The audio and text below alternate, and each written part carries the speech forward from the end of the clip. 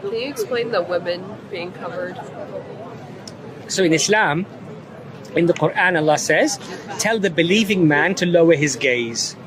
So the first hijab or veil is placed on the man. Don't feast your eyes on women.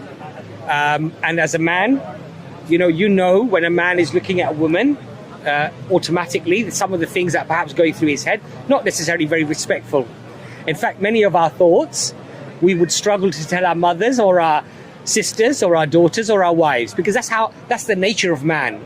That's how we're wired. Okay, so the first hijab, the first a sense of modesty is placed upon the man, and Allah links believing. In other words, if you are a true believer, lower your gaze. Don't gawp, don't stare, don't feast your eyes and think things that are inappropriate, basically. And tell the believing woman to dress modestly. So there's a responsibility placed upon both. Now, throughout all of human history, you find that women actually covered their hair. If you watch a video of England, even if a person was not particularly religious, they'd always have a scarf.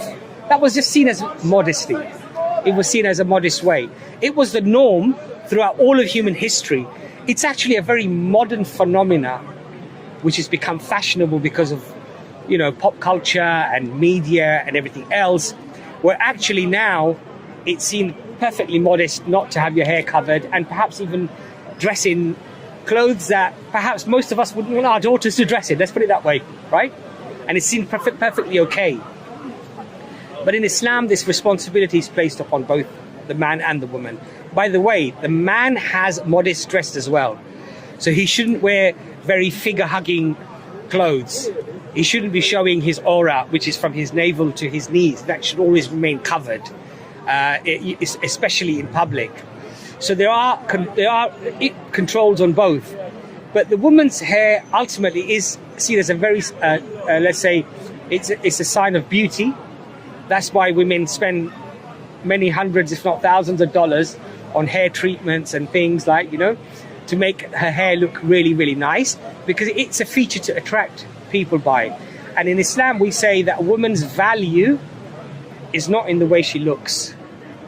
It's not in her beauty, but in her taqwa, her closeness to God, and her etiquettes, her manners, her decorum, her intelligence.